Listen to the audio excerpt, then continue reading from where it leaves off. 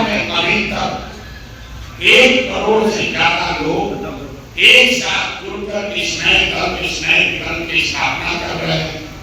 कई उन जगहों पर जहाँ पदयात्रा नहीं हुई है वहां पर भी सैकड़ों हजारों लोग इस परिकल्पना से जुड़े हुए हैं। तो सबकी सहमति से इस अभियान के तहत 2 अक्टूबर को जन स्वराज एक राजनीतिक दल का स्वरूप ले लेगा। 2 तारीख को दल की स्थापना कर दी जाएगी। 2 तारीख को पटना में होने वाले कार्यकर्ता महाधिवेशन में आपको बिहार की जनता को ये पता चलेगा कि इस दल का संविधान क्या है, इस दल का नेतृत्व कौन लोग करेंगे, इस दल की प्राथमिकताएं क्या होगी, इस दल को आगे कैसे बनाया और चलाया जाएगा। प्रशांत किशोर न इसके नेता पहले थे न आगे बढ़ेंगे। इस दल को जो लोग मिलकर बना रहे हैं वो 2 तारीख को अपने नए नेतृत्व की घोषणा करेंगे। तीसरे उद्देश्य को लेकर मैं आपको ये बता सकता हूँ कि बिहार के समग्र विकास के लिए शिक्षा, स्वास्थ्य, रोजगार, आर्थिक विकास जैसे महत्वपूर्ण विषयों पर दुनिया भर से 200 से ज्यादा विशेषज्ञों की मदद से जमीन पर जो हमने देखा एक 10 वर्ष का विजन डॉक्यूमेंट बनाकर जारी किया जाएगा, जिसमें आप देख पाएंगे कि बिहार को अगले 10 वर्षों में देश के 10 अग्रणी राज्यों में शामिल कराने के लिए जन स्वराज की क्या योजना है। इसमें एक और महत्वपूर्ण बात, ये सिर्फ बिहार की योजना नहीं होगी। जब ये योजना जारी होगी तो बिहार के हर पंचायत का, बिहार के 8,500 पंचायतों का अलग अलग योजना बनाकर ये जारी किया जाएगा ताकि आप ये देख सकें कि आपके पंचायत के लिए जन स्वराज की क्या योजना है। जब ये योजना अगले वर्ष मार्च और जून के बीच में जारी की जाएगी तो बिहार में हर वो व्यक्ति जो किसी नगर या ग्रामीण पंचायत में रहता है वो अपने पंचायत की योजना, जन स्वराज की योजना को देख सकेगा, उसको पढ़ेगा, पढ़ने के बाद उसमें सवाल उठा सकता है, उसको अच्छा लगे तो उसको देखकर जुड़ सकता है। तो पदयात्रा कोई भूमिका नहीं है, यहाँ भूमिका सिर्फ जनता की है। और रुपौली के चुनाव में ये दिखाया कि जनता यहाँ तीसरा विकल्प या इन दोनों से अलग हटकर कुछ देखना चाहती है। और 2 वर्ष पैदल चलने से के बाद मेरा भी तो अनुभव है कि बिहार में 2/3 से ज्यादा लोग, वो चाहे किसी वर्ग के हो, किसी जाति के हो, किसी दल के हो, 2/3 से ज्यादा आदमी बिहार में आज चाहता है कि कुछ नया, कुछ बेहतर विकल्प होना चाहिए। इसका मतलब ये नहीं है कि वो जन स्वराज को चाहता है, लेकिन राजद और भाजपा जदयू से आगे बढ़कर बिहार में कुछ नया होना चाहिए। इसको लेकर बिहार में करीब सब आदमी को एकदम तैयार रहना हुआ है। रुपौली का चुनाव वही दिखाता है जहाँ लोगों को विकल्प दिखा तो पुराने सारे समीकरण कार्यशाली हो गए और जो नया आदमी नया तीसरा विकल्प लोगों के पास था वो जीत कर आया। हम लोग उसमें कोई भूमिका नहीं कि भाई यादव समाज के लोग तो आरजेडी के वोटर। मैं आपको कैमरे पर बता रहा था कि पिछड़ा कुछ है कि अगर यादव समाज की जनसंख्या 15% है तो यादव समाज के ग्रामीण लोगों को 15% हिस्सा जन स्वराज में मिलेगा ही मिलेगा। जन स्वराज को बनाने वालों में, जन स्वराज को चलाने वालों में, जन स्वराज से टिकट मांगने वालों में 15-16% यादव समाज के लोग रहेंगे ही रहेंगे। इसलिए नहीं वो यादव है, इसलिए नहीं वो पिछड़ा, इसलिए कि जन स्वराज की मूल सोच है कि किसी का हक कोई दूसरा न मारे, ना आपको अपने हक से ज्यादा मिलेगा, ना आपका हक किसी को मारने दिया जाएगा। सभापति ऐसा है जन स्वराज के नाम से जब ये यात्रा अभियान शुरू हुआ कुछ लोगों ने नाम रजिस्टर कराया है, उन लोगों का दावा है कि वो हमारे समर्थक हैं या हमारी मदद करना चाहते हैं। उन्होंने इलेक्शन कमीशन में एक दल रजिस्टर कराया। हम लोग भी इलेक्शन कमीशन में गए हैं और हम लोगों ने भी अपना एप्लीकेशन दिया है। प्रयास कर रहे हैं अगर इलेक्शन कमीशन की सहमति हो जाए या दोनों पहले से बनाए हुए उनसे सहमति हो जाए तो धनसुराज के नाम से बहुत सरकारी जवाब में कहा कि हमारे हाथ में नहीं है, कमीशन के हाथ में है। 2 तारीख को आप लोग पता चलेगा इस दल का नाम धनसुराज हुआ या अपना एप्लीकेशन दे चुके हैं। धनसुराज या इससे मिलता जुलता या धन स्वराज करके इस देश में करीब 25 अलग रजिस्टर है।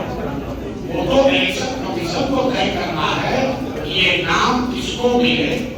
धन स्वराज बिहार में हम लोग के हिसाब से 2 तारीख को बनेगा और उस दिन इलेक्शन कमीशन से हम लोग को परमिशन मिलना चाहिए। इस प्रयास में हम लोग लगे हैं। अगर नहीं मिलेगा तो आपको सूचित करेंगे, मिलेगा तब भी आपको दूसरे परिप्रेक्ष्य में कहा हम उस तरह की राजनीति नहीं करते हैं कि वक्त का मामला है तो हम मुसलमानों की वोट के लिए वक्त की टिप्पणी करते हैं।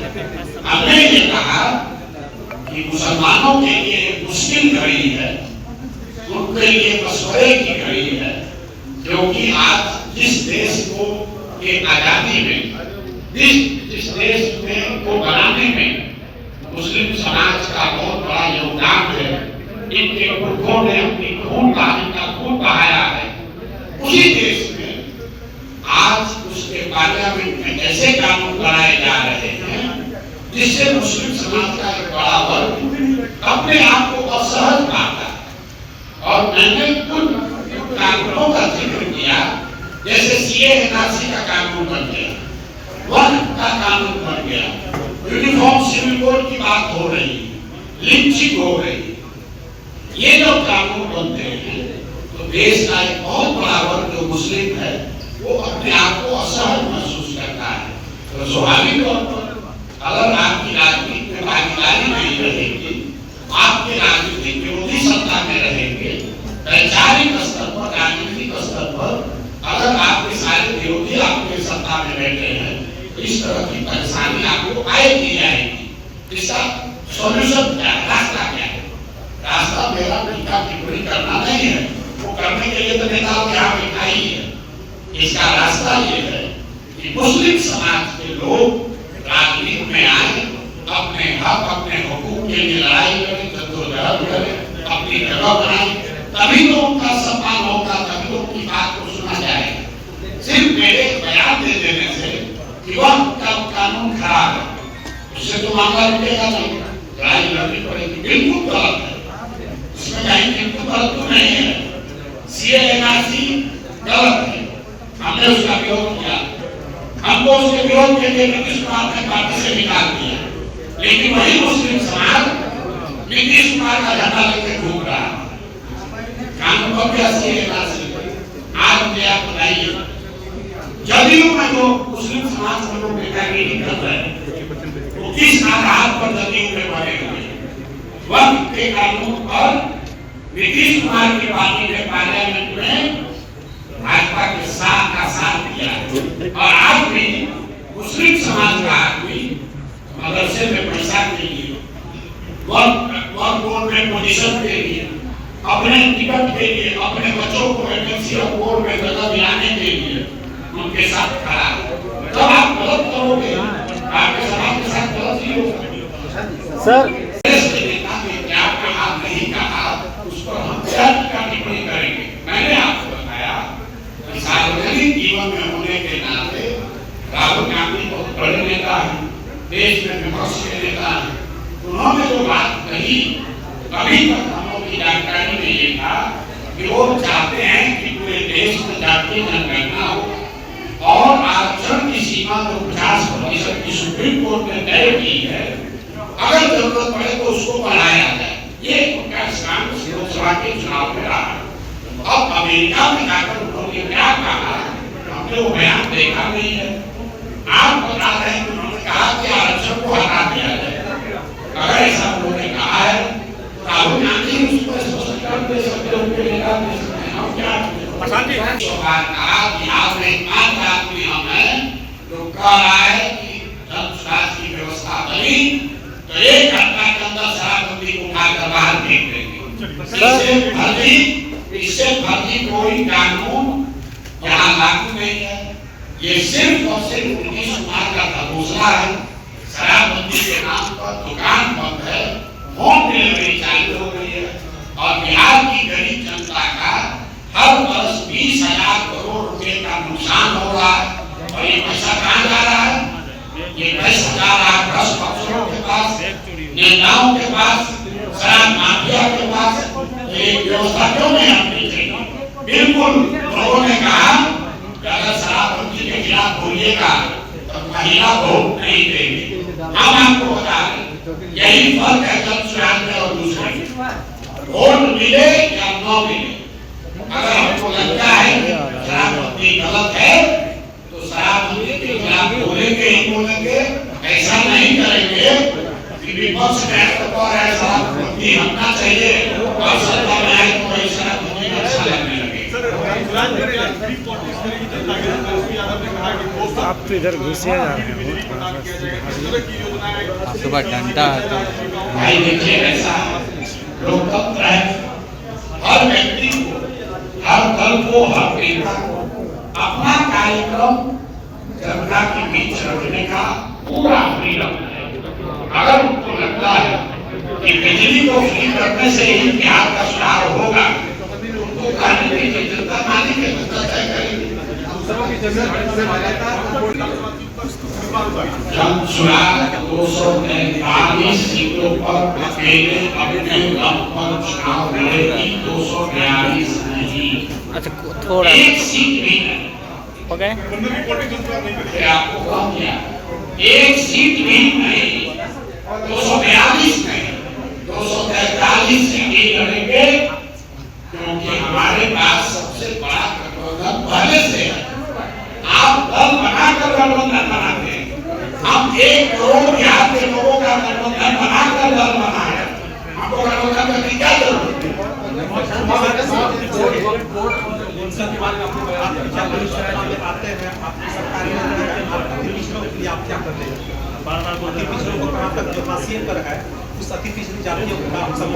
ऐसा है कि हम सत्ता में आते हैं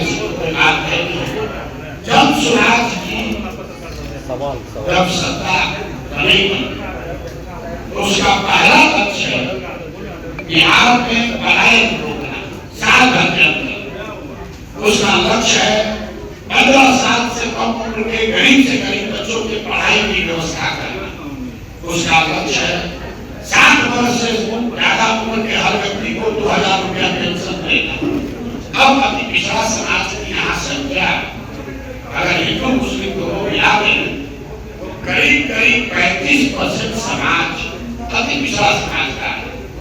तो सबसे ज्यादा कितने बच्चे पढ़ेंगे? अति पिछड़ा समाज के। सबसे ज्यादा पढ़ाई का खर्च जो आज लगा है उसे राहत किसको मिलेगी? उसी समाज को उसको सबसे ज्यादा संख्या। सबसे ज्यादा समाज में आप बुजुर्ग भी समाज के अति पिछड़ा समाज है। अगर हम समाज कह रहा है कि हम शराबबंदी 1 घंटे में हटा देंगे तो आप 1,23,000 से ज्यादा लोग जो जेल में हैं और जेल में ज्यादातर अति पिछड़ा गरीब आदमी है उसका लाभ किसको मिलेगा? तो हम लोग जाति की राजनीति नहीं करते, हम काबिलियत की राजनीति कर रहे हैं।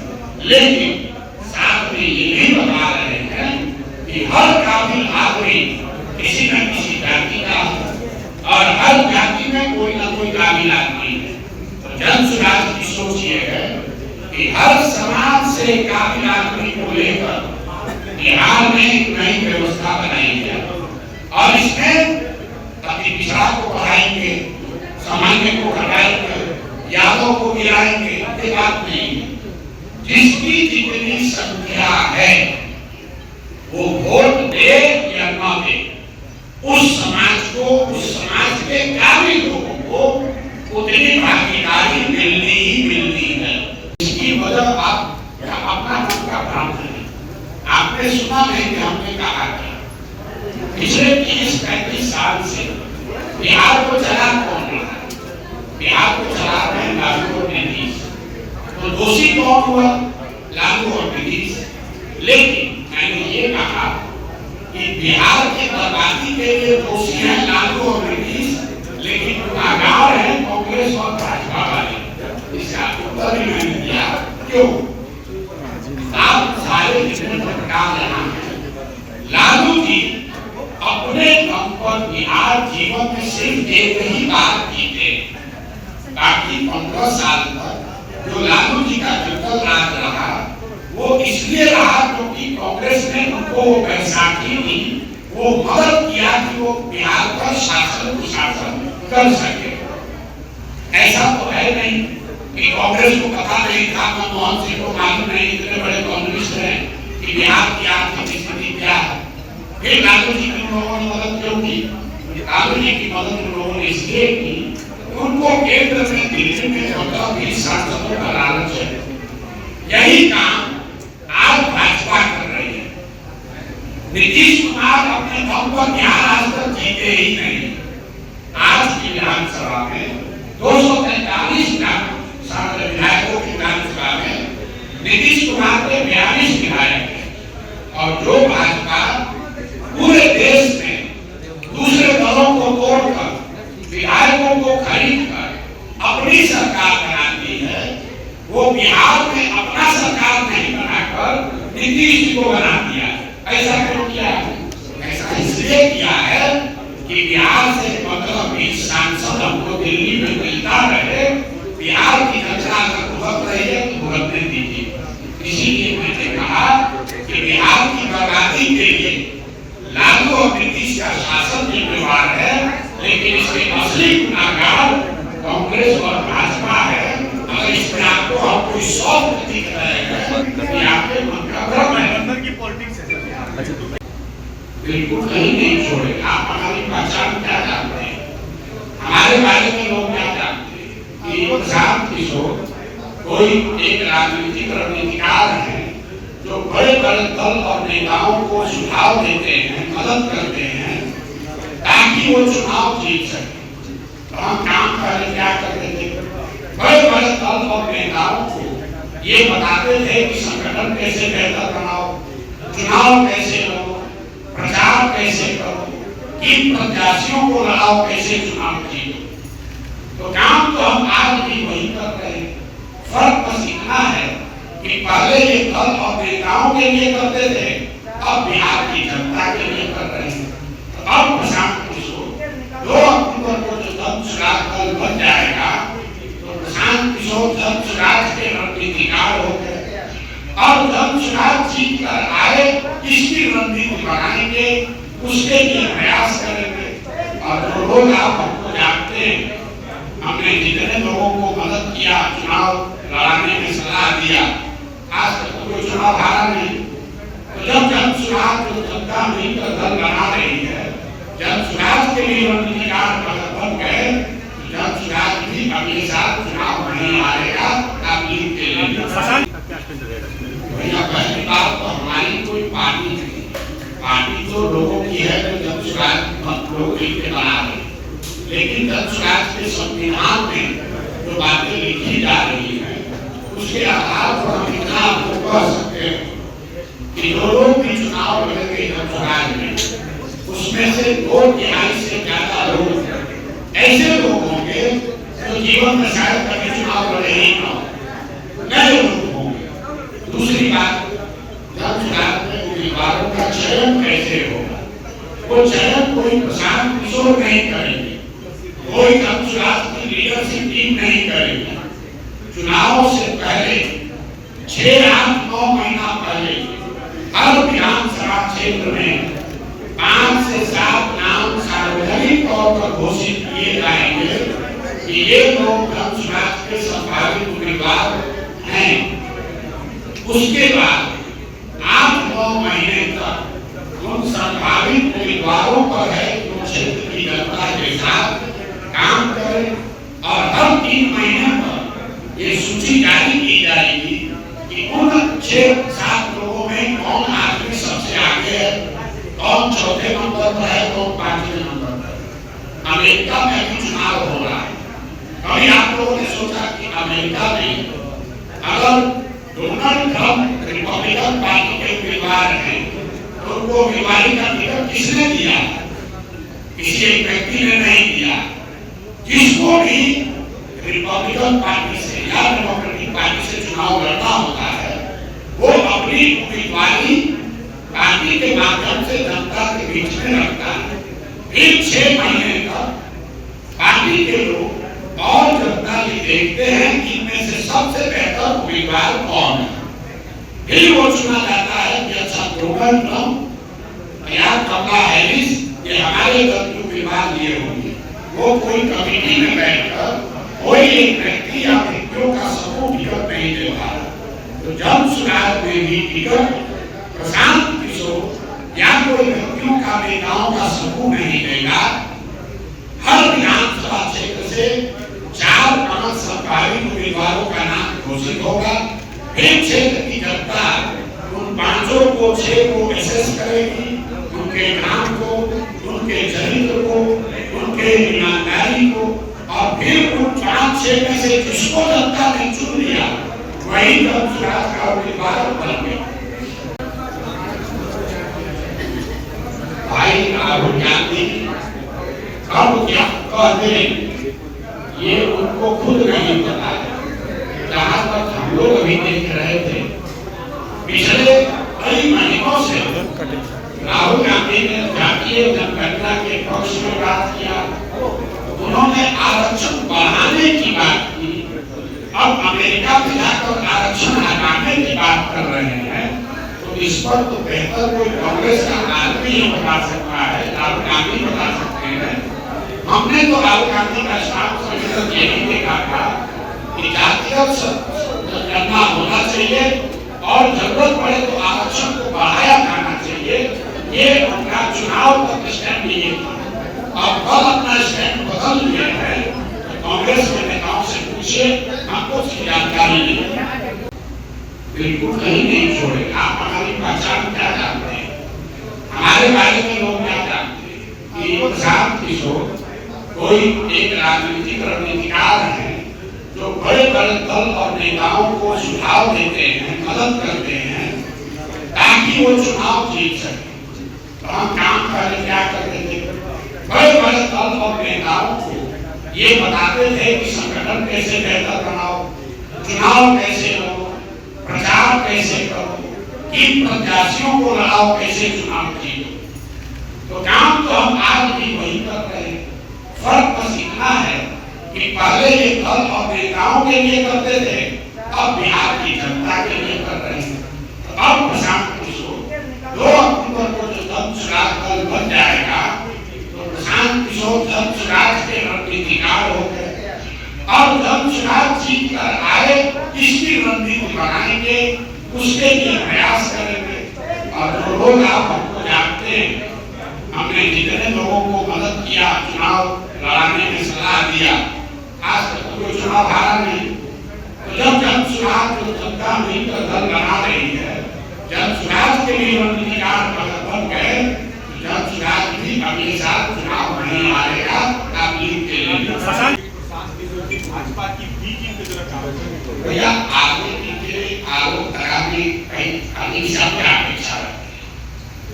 जो बिहार में 2 दल हैं, एक है भाजपा नीतीश कुमार का एनडीए और एक है आरजेडी का इंडिया जिसको अभी लोग कह रहे हैं।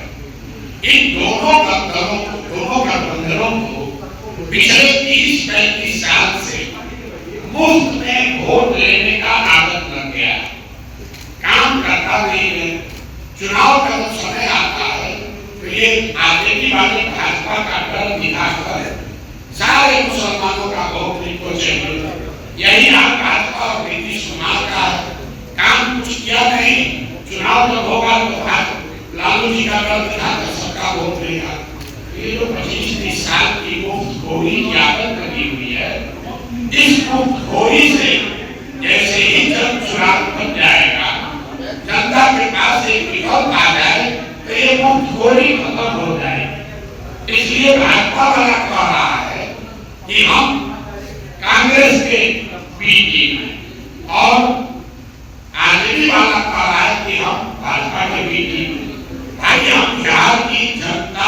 बी टीम है और ये संकल्प लेकर आए हैं कि बिहार की जनता को एक टीम बनाकर मानेंगे।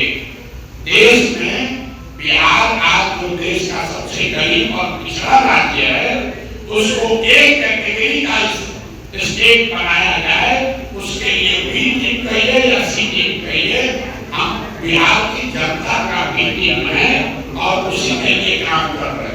अभी जनसुराज के नाम से होगी कि नहीं, इनके बाद तो इलेक्शन कमीशन ही बता सकता है। जो जिलाध्यक्ष हमारे बगल में मंत्री जी बैठे हुए या जो भी साथी इस अभियान से जुड़े हुए हैं, ये जनसुराज अभियान के जिलाध्यक्ष हैं। पार्टी तो जब बनी ही नहीं है तो पार्टी के जिलाध्यक्ष कैसे होंगे? लेकिन इस अभियान को चलाने बनाने के लिए अकेले पूर्णिया में 50,000 से ज्यादा लोग इस व्यवस्था से, इस अभियान से जुड़े। अब 50,000 लोगों को एक तरीके से चलाने के लिए कोई ना कोई व्यवस्था तो बनानी पड़ेगी। इसलिए आपको देखने को मिल रहा है कि जिले के स्तर पर, मंडल प्रखंड के स्तर पर इसमें अलग अलग स्तर पर पदाधिकारी नियुक्त किए गए। जब दल बनेगा अगले 1 महीने में, आप पंचायत स्तर पर इसकी पूरी संरचना आप देख पाएंगे। जिले का नहीं, हर पंचायत का अध्यक्ष कौन होगा वो भी सूची जारी कर दी जाएगी। के बाद भी पदयात्रा करते ही रहेंगे। दूसरा जो लक्ष्य का विकल्प, नया राजनीतिक विकल्प बनाने का, अब इसका बनाकार खत्म हो रहा है इतना तो हमको ज्ञान नहीं है। हम इतना जरूर जानते हैं कि जो लोग आप अनुमान लगा रहे हैं, आपने कहा कि आप राजद का जनाधार काम करें। बहुत लोग यहाँ पर आए कि भैया आप बीजेपी का जनाधार काम करें। हम आपको बता रहे हैं जनसुराज न भाजपा का आधार कार्ड है न राजद का आधार कार्ड है। जनसुराज और यहाँ लोगों की ताकत इतनी है कि अगले चुनाव में दोनों को काम के साथ कर दिया जाए और उन उद्देश्यों को लेकर हम कहाँ तक पहुँचे हैं, इस पर मैंने अपना जो अभी का अपडेट है आपसे साझा कर दिया। अब आपके जो सवाल है आप सवाल कर सकते हैं। पूर्णिया आज मैं सिर्फ आधे दिन के लिए आया हूँ। मैं कटिहार जा रहा हूँ। रास्ते में पूर्णिया में एक यहाँ पर कार्यक्रम है, मंदिर का विजिट था, वहाँ पर देवी का दर्शन करने गए थे और यहाँ सीमांचल क्षेत्र के मुस्लिम साथियों की एक बैठक है, वहाँ पर उस बैठक में जाएंगे और फिर मैं आगे कटिहार जाऊंगा। पूर्णिया को पदयात्रा करने आएंगे, तब यहाँ 20-25 दिन रहेंगे, गांव पंचायत प्रखंड हर जगह जाएंगे। आज ये पदयात्रा का हिस्सा नहीं है। आज मैं सिर्फ यहाँ माता के दर्शन के लिए और अपने मुस्लिम भाई सीमांचल के जो साथी हैं, कला मंदिर में उनकी एक बैठक है, उस बैठक में शामिल होने के लिए आया हूँ। इसके बाद मैं कटिहार चला जाऊंगा। अब आपके जो सवाल है आप सवाल कर सकते हैं। बहुत बहुत धन्यवाद। अगर आप ये वीडियो YouTube पर देख रहे हैं तो हमारे चैनल को सब्सक्राइब करें और बेल आइकन को दबाना ना भूलें। अगर आप Facebook पर ये वीडियो देख रहे हैं तो हमारे पेज को लाइक करें।